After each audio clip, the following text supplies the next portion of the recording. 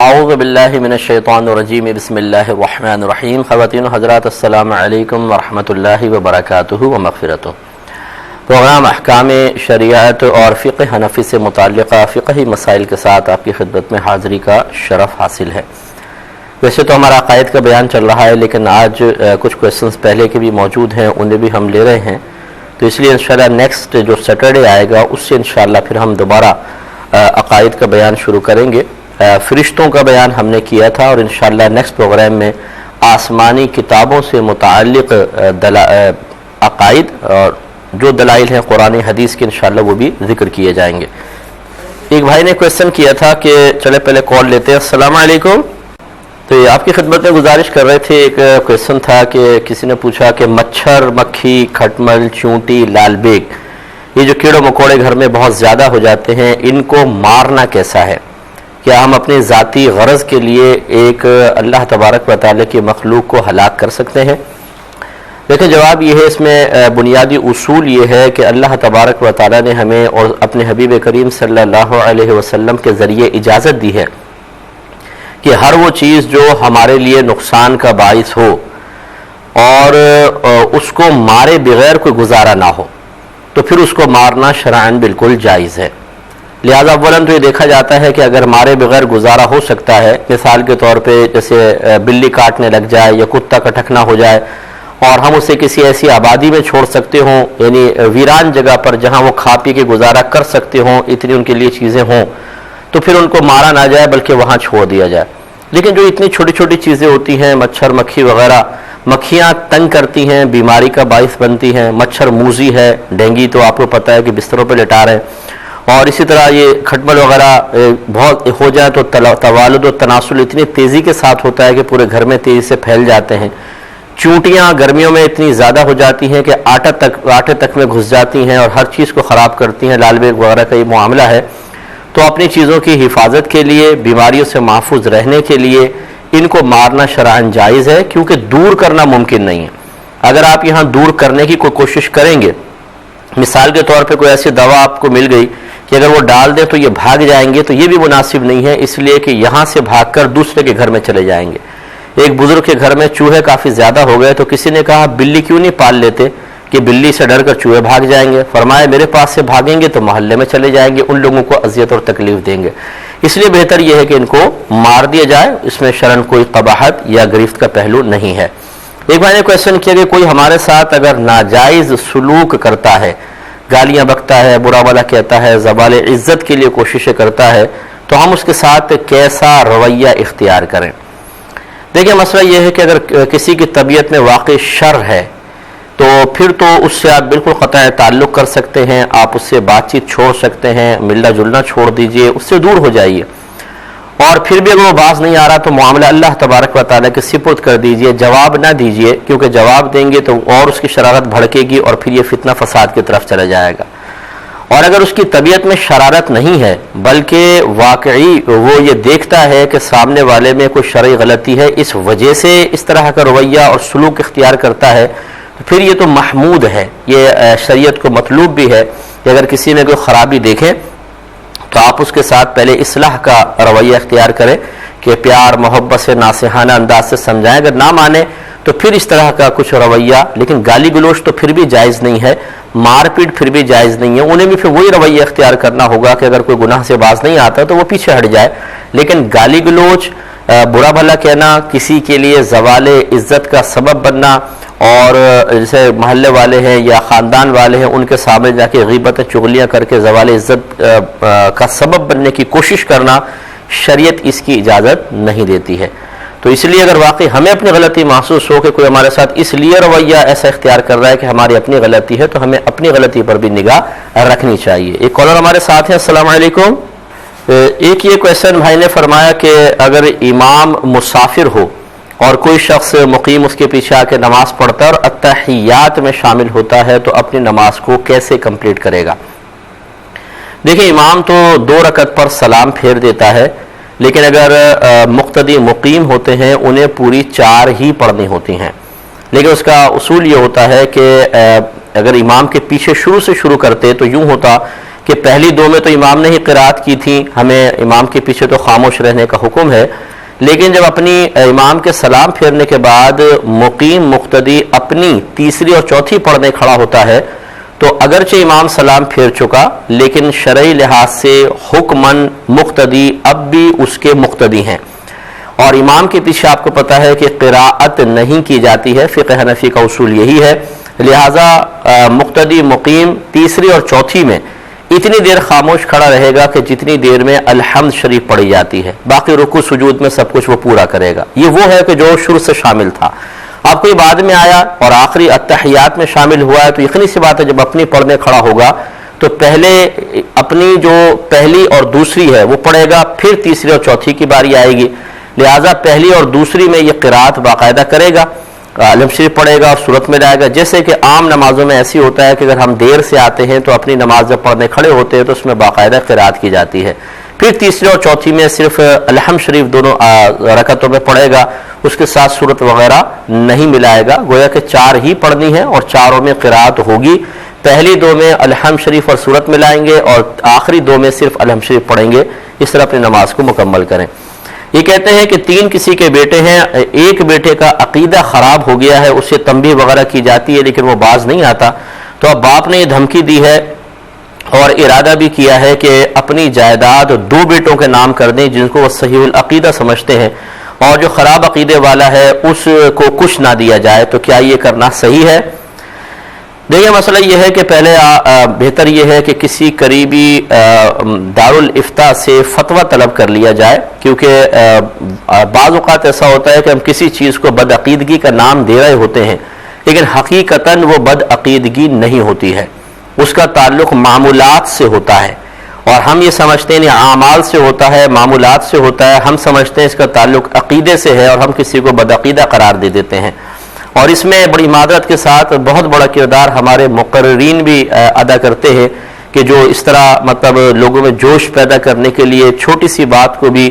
جو عقیدے سے تعلق نہیں رکھتی اس کو بنیادی عقیدہ بنا کر اس طرح پیش کرتے ہیں کہ لوگوں کا ذہن بن جاتا ہے کہ جو اس معمول کو بھی اختیار نہ کرے، اس مستحب کو بھی ترک کر دے گا، گویا کہ وہ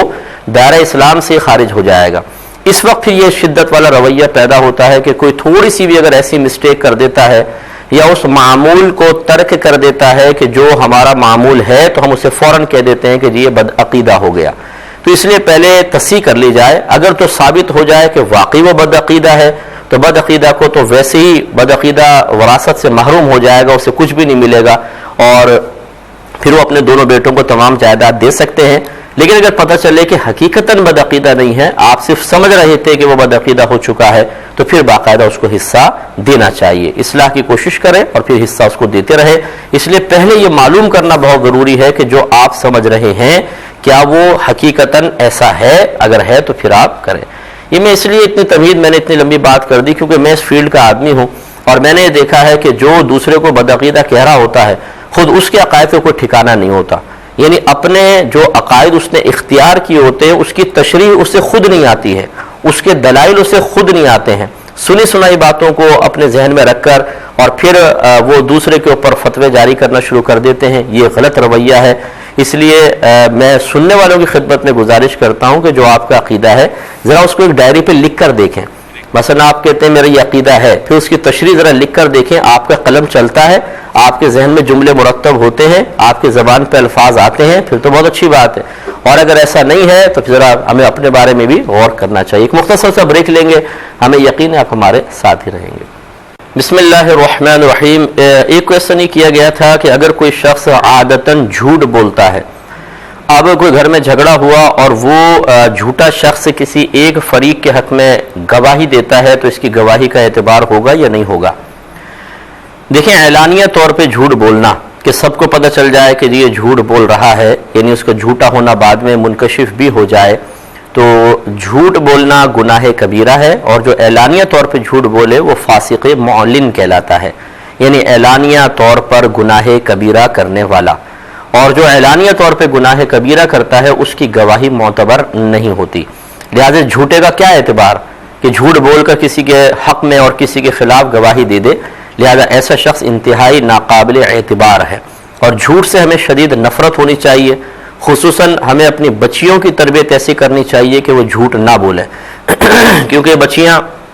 سسرال میں جانے کے بعد اس جھوٹ کی وجہ سے ہی اپنے گھر کو بعض اوقات برباد کر لیتی ہیں اور یا دوسرے کے لیے زوال عزت کا سبب بن جاتی ہیں. شوہر سے ماں کے بارے میں، اس کی ماں کے یعنی ساس کے بارے میں جھوٹ لگا کر، بہنوں کے بارے میں جھوٹ لگا کر، شوہر کو ان سے بدظن کر کے ان سے علیحدہ کروا کر ایک گناہ کبیرہ کی مرتکب ہوتی ہیں کہ قطع تعلق کروانا، قطع رحمی کروانا یہ حرام اور گناہ کبیرہ ہے. اور اسی طریقے سے بعض اوقات پھر ساس یا نندیں ایسی ہوتی ہیں جو اپنے ساس اپنے بیٹے کو اور نندے اپنی بھائی کو اپنی بھابھی سے اور بہو سے اس طرح بدظن کر رہے ہوتے ہیں جھوٹ بول بول کر، اور عورتیں یہ اچھی طرح جانتی ہیں، اچھی طرح سمجھتی ہیں. خیر مرد بھی اس میں پیچھے نہیں ہے، بہنیں ناراض ہو جاتی ہے کہ جی صرف بہنوں کا نام لیتے ہیں، مرد کو کم ہے کیا؟ جی ہاں، مرد بھی کم نہیں ہے، لیکن بہرحال میں اس وقت خواتین کی بات عرض کر رہا ہوں. تو خواتین بہت زیادہ بعض اوقات جھوٹ بولتی ہیں صرف اپنے گھر بنانے، بچانے یا دوسرے کی تباہی کے لیے، اور یہ بہت ہی خراب حرکت ہے. تو اس لیے قطعی طور پر اس طرح نہیں کرنا چاہیے، اور جو جھوٹا شخص معروف ہو جائے وہ انتہائی شریعت کی نگاہوں میں بھی ناقابل اعتماد ہے، اس کی گواہی کا کوئی اعتبار نہیں ہے. ایک اور کالر ہمارے ساتھ ہیں. السلام علیکم. ایک ہی بہن نے فرمایا کہ کسی خاتون کے شوہر کا وصال ہوا، وہ اس وقت حاملہ تھیں، کچھ 3 مہینے کے بعد مس کیریج ہو گیا، تو اب کیا عدت ختم ہو گئی یا ان کی عدت جاری رہے گی؟ دیکھیں اگر بیچ میں حمل ضائع ہو جاتا ہے تو پھر ان کو 4 ماہ 10 دن والی عدت پوری کرنی چاہیے. اگر 3 مہینے میں اس طرح ہو گیا ہے تو 4 ماہ 10 دن عدت پوری کرے، یعنی مزید آگے جو ہے وہ اتنے دن گزار لیں کہ 4 ماہ 10 دن پورے ہو جائیں، تو انشاءاللہ پھر ان کی عدت ختم ہو جائے گی. ایک بھائی نے کوشچن کیا کہ اگر کوئی وضو کر کے لیٹا تھا اور اب اس کو یاد نہیں کہ میں سو گیا تھا یا نہیں سویا تھا، تو اس کا وضو قائم رہے گا یا نہیں؟ دیکھیں جب انسان وضو کرتا ہے تو اس کو یقینی طور پہ علم ہے کہ میرا وضو ہے. یقین کی علامت یہ ہے کہ اگر اس سے پوچھیں کہ آپ کا وضو ہے، آپ قسم کھائیں، تو وہ فوراً قسم کھا لے گا کیونکہ ابھی تو وضو کر کے چکا ہے. اب جب یہ یقینی طور پہ وضو ہے تو یہ یقین کے ذریعے ہی زائل ہو سکتا ہے، شک یا وہم یا گمان کے ذریعے نہیں ہو سکتا. لہذا اب جب یہ لیٹا ہوا ہے، یا اس کو آسان الفاظ میں سمجھ لیں کہ یقین کے مقابل آ سکتا ہے، شک میں اتنی طاقت نہیں ہوتی کہ یقین کے مقابل آ سکے، لہذا یقین غالب آتا ہے اور شک مردود ہو جاتا ہے. اب اگر یہ لیٹا ہے اور اس کو معلوم نہیں کہ میں سویا تھا کہ نہیں سویا تھا، تو وضو جانے میں ہوا شک، لیکن جو پہلے وضو کیا تھا اس کا یقین، اور شک یقین کے مقابل آنے کی صلاحیت نہیں رکھتا، لہذا یہ باوضو قرار پائے گا. ہاں اگر یہ بار بار وسوسہ شیطانی کا شکار نہیں ہے، کبھی اس کو ایسا گمان ہو رہا ہے کہ میرے ساتھ ایسا ہوا ہے، شاید نیند آ گئی ہو، تو بہتر ہے کہ دوبارہ وضو کر لے. لیکن اگر یہ وسوسہ شیطانی بن چکا ہے کہ تھوڑا سا بیٹھتا ہے پھر ایک دم وسوسہ سا آتا ہے، پتہ نہیں وضو ہے کہ نہیں، اور پھر جا کے وہ بار بار وضو کرتا ہے، تو اس طرح بار بار وضو کرنا یہ تقوی نہیں ہے بلکہ وسوسہ شیطانی کی اطاعت ہے. اب وہ کرے گا تو یہ غلط ہوگا، تو لہٰذا کبھی کبھار ایسا کر لے کہ دوبارہ وضو کر لے، ورنہ اگر یقین ہے کہ وضو تھا اور ٹوٹنے میں شک و شبہ ہے تو وضو قائم رہے گا. یہ کہتے ہیں کہ کسی دکاندار کے پاس اگر مختلف عقائد کے لوگ آتے ہوں کوئی چیز خریدنے کے لیے تو اسے ان سے کیسا رویہ رکھنا چاہیے؟ دیکھیں اپنے بزنس کو، دکانداری کو الگ رکھیں اور عقیدوں کا اختلاف علیحدہ رکھنا چاہیے، کیونکہ وجہ اس کی یہ ہے کہ سامنے والے جو لوگ ہیں اگرچہ وہ اپنے برملا کچھ عقائد کا اظہار کر بھی رہے ہوں، میں نے بارہا آپ کو کہا، عرض کی کہ عام لوگ نہیں سمجھتے کہ سامنے والے کے عقائد جو کچھ وہ بیان کر رہا ہے ان کی شرعی حیثیت کیا ہے، کیا یہ بدعقیدگی کفر تک پہنچ چکی ہے یا نہیں پہنچ چکی. اسی کم علمی کے باعث جب انسان فتویٰ نویسی کی طرف آ جاتا ہے اور فتوے دینا شروع کر دیتا ہے تو وہ غلطیوں میں مبتلا ہوتا ہے. اس لیے دکاندار کو چاہیے کہ وہ بس اپنا کام کرے، کوئی اگر گاہک آ کر لیتا ہے اس کو دے دے، اس میں شرعاً کوئی اس کی ممانعت نہیں ہے. اسی طرح بعض اوقات بزنس ڈیلنگز ہوتی ہیں، کروڑوں روپے کی ڈیلنگز ہو رہی ہوتی ہیں، بزنس پارٹنرز ہوتے ہیں بعض اوقات مارکیٹ میں، اب آپ ان کو علیحدہ نہیں کر سکتے ہیں، بعض اوقات ان سے نامناسب رویہ اختیار نہیں کیا جا سکتا. تو صرف اس طرح کے دنیاوی لین دین اگر اس طرح کی مجبوری بن جائے، جیسے اب یہ دکانداری کا مسئلہ ہے، ایک تو ہے کہ چلے میں کوئی انویسٹ کرنا چاہتا ہوں تو میں دیکھوں بھائی کوئی صحیح العقیدہ مل جائے تو اس کو کروں، یہ افضل اور اولا ہے. لیکن اب دکاندار بیٹھا ہے، ایک گاہک یہاں سے آ رہا ہے کہ یہاں سے آتا ہے کہ یہاں سے آتا ہے، اب یہ سب کے امتحان لے پہلے کہ بھی کون بدعقیدہ ہے کون صحیح العقیدہ ہے، پھر بدعقیدگی کس حد تک پہنچی ہوئی ہے، تو بیچارے نے دکانداری کر لی. پھر اگر بالفرض کوئی گاہک آتا ہے اور یہ کہتا ہے میں آپ کو نہیں دیتا ہوں کہ عقیدہ خراب ہے، تو کیا یہ دکانداری کر سکے گا؟ کیا یہ فتنہ فساد نہیں پھیلے گا؟ کیا وہ شخص برا مان کے ہو سکتا ہے کہ کوئی نامناسب رویہ اختیار کرے، کوئی انتقامی کارروائی کرے، لڑائی جھگڑا فتنہ فساد پھیل جائے؟ اس طرح شریعت اجازت نہیں دیتی ہے کہ آپ اس طرح کے معاملات میں داخل ہونے کے بعد اس ادھر کے ماحول کو خراب کریں۔ کتنے بچے ایسے ہیں جو سکولز میں پڑھ رہے ہیں، کالجز میں ہیں، یونیورسٹیز میں ہیں، روم میٹ ہوتے ہیں، روم شیئر کیا ہوتا ہے، آپس میں ہوتے ہیں، قریب ہوتے ہیں، اور ان میں اسی طرح مختلف عقائد کے لوگ ہوتے ہیں، آدمی مجبور محض ہو کے ان کے ساتھ رہنے پر مجبور ہے، تو وہ تمام کی تمام صورتحال میں شریعت اجازت دیتی ہے۔ ہاں، رویہ زیادہ اپنا ایسا اگر واقعی آپ سمجھتے ہیں کسی کا عقیدہ ٹھیک نہیں ہے تو رویہ دوستانہ، پیار والا، محبت والا نہ ہو، صرف ایک ظاہری طور پر رویہ اختیار کرنے میں شرعاً کوئی حرج نہیں ہے۔ دیکھیے بھائی نے فرمایا کہ لوگ داڑھی والے کو حقیر کیوں سمجھتے ہیں؟ اس کا چھوٹا سا جواب تو یہ ہے، اس لیے کہ وہ خود حقیر ہوتے ہیں۔ جو نبی کریم صلی اللہ علیہ وسلم کی کسی سنت کو نگاہ حقارت سے دیکھے، یہ میدان محشر میں انتہائی ذلیل اور خوار اور انتہائی حقیر ہوگا، انتہائی حقیر، اس لیے کہ اللہ تبارک و تعالیٰ نے اپنے حبیب کریم صلی اللہ علیہ وسلم کے لیے جو کچھ پسند فرمایا وہ سب سے افضل اور اولا ہے، اللہ تعالیٰ کا پسندیدہ ہے۔ جو کسی نبی کریم صلی اللہ علیہ وسلم یا بشمول دیگر انبیاء علیہ السلام کے کسی طریقے کو نگاہ حقارت سے دیکھتا ہے، وہ نہ صرف نبیوں کی توہین کا ایک طرح سے مرتکب ہو رہا ہے بلکہ اللہ تبارک و تعالیٰ کے اوپر بھی زبان اعتراض دراز کر رہا ہے۔ سارے کے سارے نبی داڑھی والے تھے، تمام صحابہ کرام داڑھی والے تھے، تمام اولیاء اعظام داڑھی والے تھے، یہ اچھے نفوس قدسیہ جنہوں نے داڑھی رکھی۔ اب کوئی بغیر داڑھی والا ان کو نگاہ حقارت سے دیکھے یا ان کی اتباع کرنے والے کو نگاہ حقارت سے دیکھے تو آپ خود فیصلہ کر لیں کہ معاذ اللہ یہ لوگ حقیر ہیں یا یہ حقیر ہے، تو آسان سی بات ہے کہ آپ فوراً جواب دیں گے یہ حقیر ہے۔ لہذا لوگوں کو اپنے ذہن کو ٹھیک کرنا چاہیے۔ اس میں مزید ہم کلام کرتے ہیں، کالر ہیں، السلام علیکم۔ ایک یہ دیکھیں، میں جواب بتا رہا تھا آپ کو کہ داڑھی والے کو حقارت کی نگاہ سے ہرگز نہیں دیکھنا چاہیے، یہ نبی کریم صلی اللہ علیہ وسلم کی سنت مبارکہ ہے۔ سرکار نے خود فرمایا داڑیاں بڑھاؤ، مونچھیں چھوٹی کرو اور یہودیوں کی سی صورت مت بنو۔ لہذا جو اس طرح بالفرض اپنے دل میں خدا نہ خواستہ داڑھی شریف کے سلسلے میں کوئی حقارت محسوس کرتے ہیں، فوراً سے پیشتر اپنے قلب کا علاج کر لیں، ورنہ انجام بڑا دردناک ہے، یہ اچھی طرح سمجھ لیں۔ لیکن اس کے ساتھ ساتھ میں دوسری طرف یہ بھی گزارش کروں گا کہ داڑھی والے کو چاہیے کہ وہ بھی اپنی پھر داڑھی کا کچھ احترام کرے۔ اصل میں بعض اوقات ہماری حرکتیں ایسی ہوتی ہیں کہ سامنے والا جو ہے وہ حقارت کی نگاہ سے دیکھنے پر مجبور ہو جاتا ہے ایک طریقے سے، یعنی داڑھی میں کنگا نہیں کرتے ہیں، بال بکھرے ہوئے ہیں، عجیب وضع قطع ہے، داڑھی حد سے زیادہ بڑی ہوئی ہے کہ دیکھنے میں بہت عجیب سی لگتی ہے، بلکہ کراہت سی بعض اوقات محسوس ہوتی ہے۔ اب کوئی اس قسم کی حرکتوں کی وجہ سے داڑھی کو حقارت کی نگاہ سے دیکھ رہا ہے تو حقیقتاً وہ داڑھی کو نہیں دیکھ رہا بلکہ ہمارے اس نامناسب رویے جو نظافت سے، سلیقے سے، قرینے سے ہٹ کر ہے اسے دیکھ رہا ہے، اور اس میں پھر قصور اس داڑھی والے کا ہوگا۔ اس لیے جب نبی کریم صلی اللہ علیہ وسلم نے خود واضح طور پہ فرمایا کہ اپنے بالوں کا اکرام کرو، یعنی ان کی تعظیم کرو، اور پھر وضاحت فرمائی یعنی ان کو تیل لگاؤ اور کنگھا کرو، تو سر کے بال ہوں چاہے داڑھی کے تو اچھی طرح سنوار کر رکھنے چاہیے، اور بے ترتیب بال ہوں تو ترتیب کر لی جائے، اور بہت زیادہ حد سے بڑھ چکے ہوں تو اس کو تھوڑا مختصر کیا جائے، اتنا مختصر کہ ایک مٹھی کم از کم ہو جائے، اس کے بعد آپ کٹوا سکتے ہیں اور اچھے انداز سے انسان رہے۔ پھر اس کے ساتھ ساتھ اور بہت سارے، اگر مارکیٹ میں بیٹھ کر کوئی داڑھی رکھی ہوئی ہے اور گندی گندی گالیاں بک رہا ہے، فراڈ کر رہا ہے، جھوٹ بول کے اپنا سودا بیچ رہا ہے، تو یہ بھی لوگوں کی طرف سے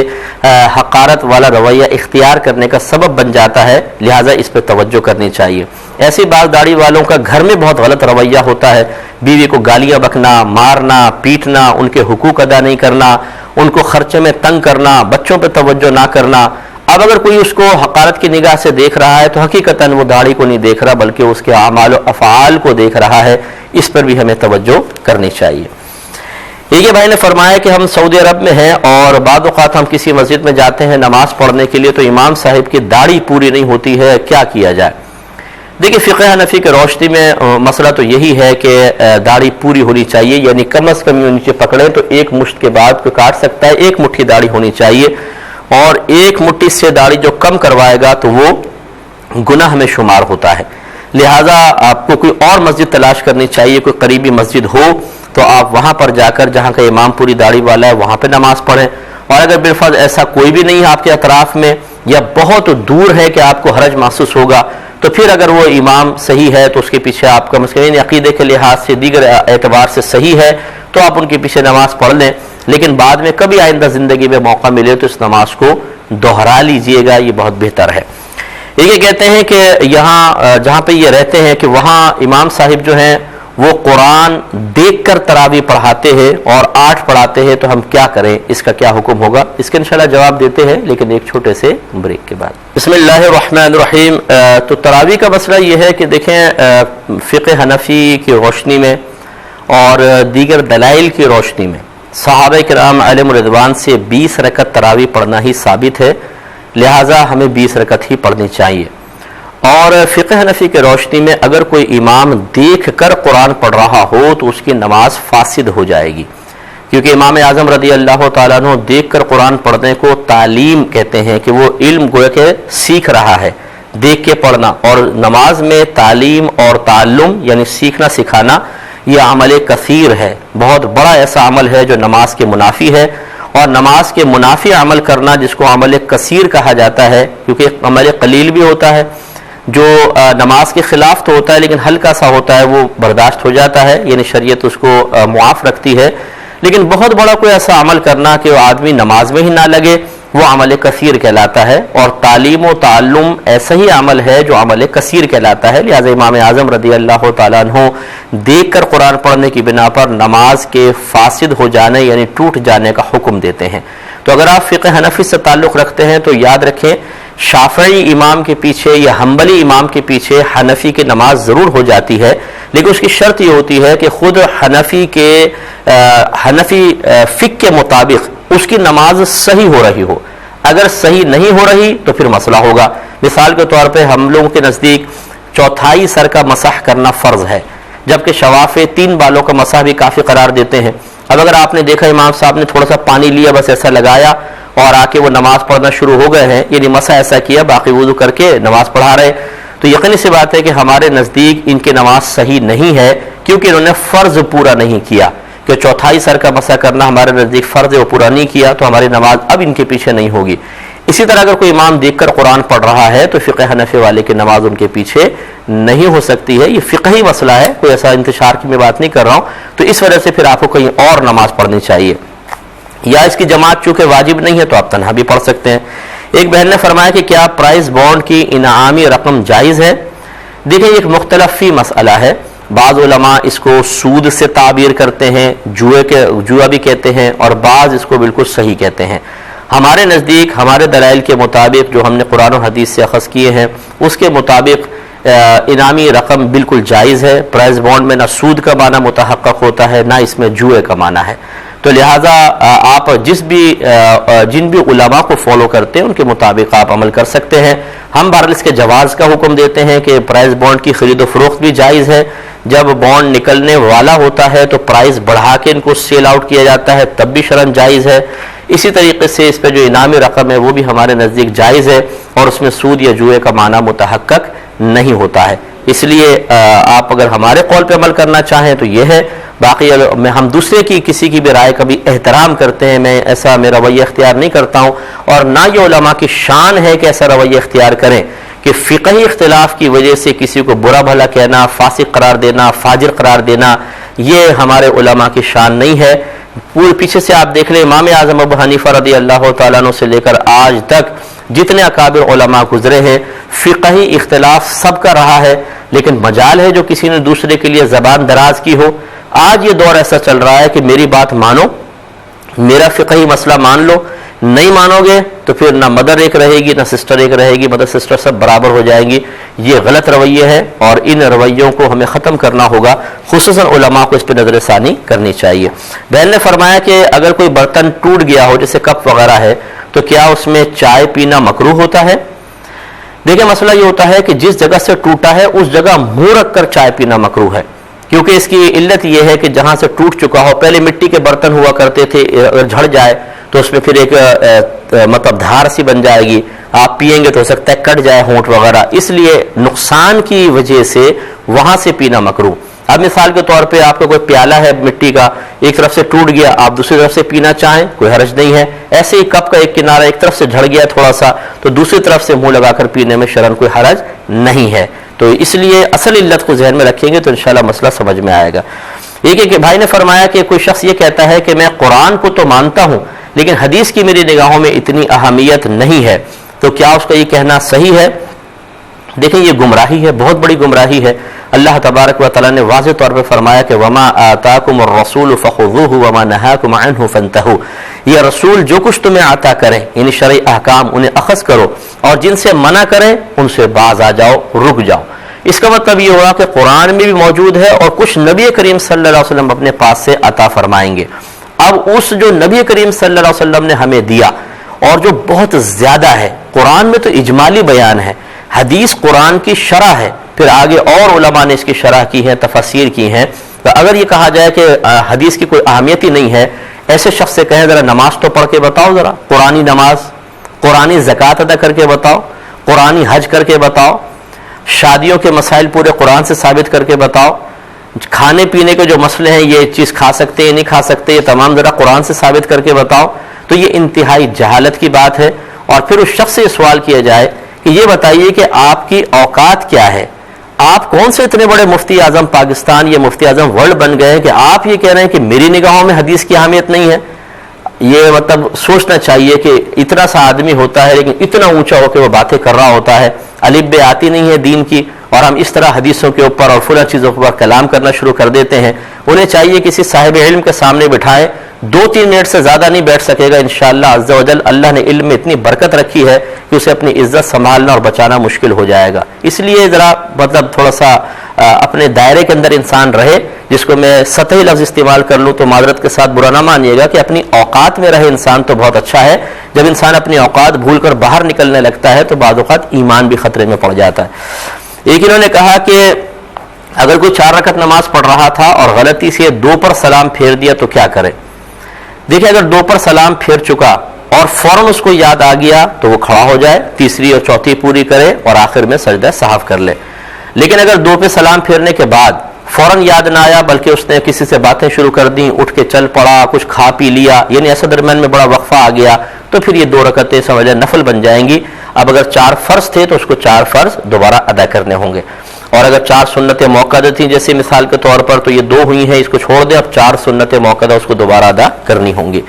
یہ کہتے ہیں کہ نماز میں نبی کریم صلی اللہ علیہ وسلم کا خیال آنا یا لانا یہ کیسا ہے؟ کیا اس سے نماز ٹوٹ جاتی ہے یا ثواب ملتا ہے یا نماز بہت زیادہ مقبول ہو جاتی ہے؟ کیا حکم شرع ہوگا؟ دیکھیں شریعت کا کہیں یہ مطالبہ تو نہیں ہے کہ نماز میں جان بوجھ کر نبی کریم صلی اللہ علیہ وسلم کا خیال لایا جائے. یہ تو کوئی شریعت کا مطالبہ نہیں ہے کہ نماز پڑھو تو نبی کریم صلی اللہ علیہ وسلم کا خیال لا کے پڑھو، یا سرکار صلی اللہ علیہ وسلم نے خود تعلیم دی ہو. تو لہٰذا توجہ اللہ تبارک و تعالیٰ کی طرف ہونی چاہیے، یا اللہ تعالیٰ سے متعلق جو چیزیں ہیں یا آخرت کے سے متعلق امور ہیں ان پر توجہ کرنا، گویا کہ اللہ تبارک و تعالیٰ کی طرف ہی متوجہ ہونا ہے. کعبۃ اللہ کا تصور ہے، آخرت کا ہے، پلسرات کا ہے، جنت کا ہے، دوزخ کے تصور کے ساتھ انسان نماز پڑھے تو یہ کابرین سے بکثرت ثابت ہیں. لیکن اب سوال یہ پیدا ہوتا ہے کہ اگر کوئی جان بوجھ کے نبی کریم صلی اللہ علیہ وسلم کا خیال لے آیا، اگرچہ مطالبہ شرع نہیں ہے، یا پھر خود بخود آ گیا، تو اس سے نماز پہ کوئی فرق پڑے گا کہ نہیں پڑے گا؟ تو ہمارا جواب یہ کہ کوئی فرق نہیں پڑے گا، بلکہ نبی کریم صلی اللہ علیہ وسلم کا خیال مبارک اگر آ گیا تو اس سے اور زیادہ انشاءاللہ اس کی نماز کو استحکام حاصل ہوگا. کیونکہ اللہ تبارک و تعالیٰ نے التحیات اپنے حبیب کریم صلی اللہ علیہ وسلم کے ذریعے پڑھنی ہم پر واجب قرار دی ہے، اور اس میں جب ہم کہتے ہیں السلام علیکہ ایھا النبی، تو بتائیے کس کا خیال آئے گا؟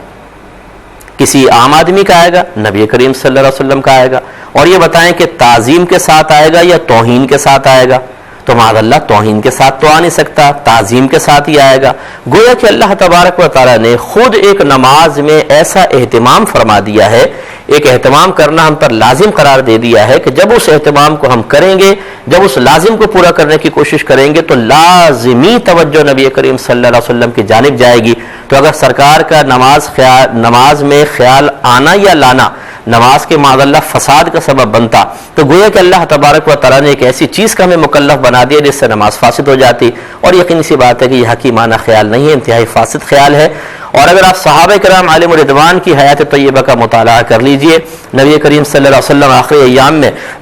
بیمار تھے، حضرت صدیق اکبر رضی اللہ تعالیٰ عنہ نماز پڑھا رہے ہیں، سرکار تشریف لے آئے تو صدیق اکبر پیچھے ہٹ گئے ہیں، سرکار صلی اللہ علیہ وسلم مصلی پہ جلوہ افروز ہوئے ہیں، اور یہ نماز میں نبی کی تعظیم ہے، آپ پچھڑ گئے سرکار۔ اور میں نے بخاری کی روایات، درس بخاری ہمارا ہوتا ہے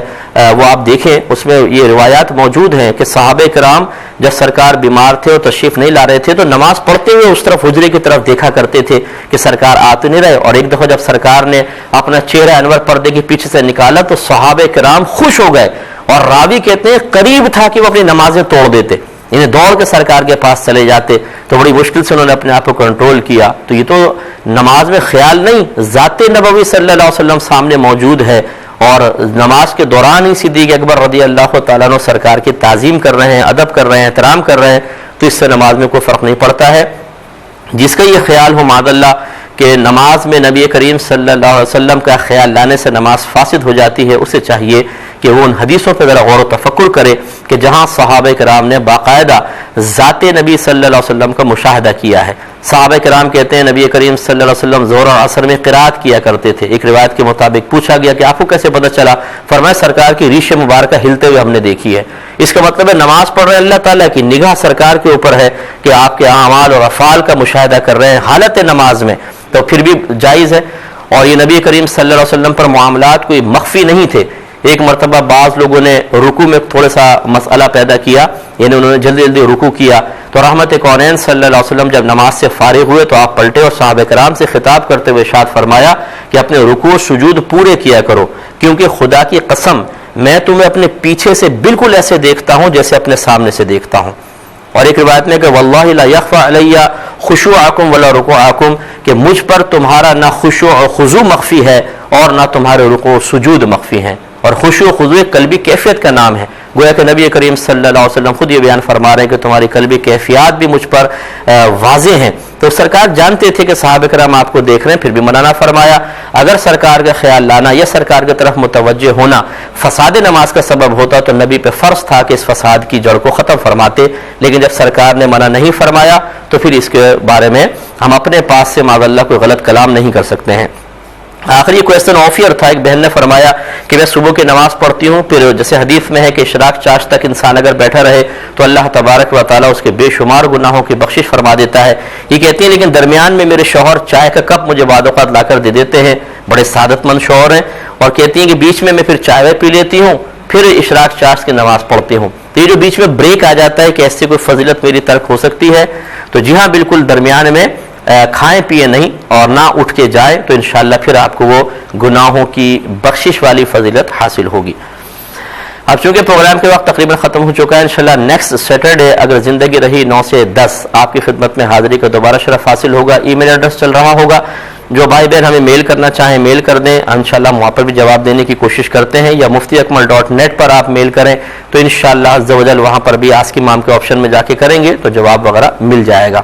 اب اپنے میزبان کو، ہماری کیو ٹی وی کی پوری ٹیم کو اجازت مرحمت فرمائیں، آپ ہمارے لیے دعا کیجیے، ہم آپ کے لیے دعاگو ہیں کہ اللہ تبارک و تعالیٰ آپ کو تا حیات حاسدوں کے حسد، شریروں کے شر، دشمنوں کی دشمنی، ناگہانی آفات، جادو ٹونے، آسیب، نظر بد سے محفوظ رکھے، آمین۔ وآخر دعوانا ان الحمدللہ رب العالمین۔ میرے ورد لب ہے نبی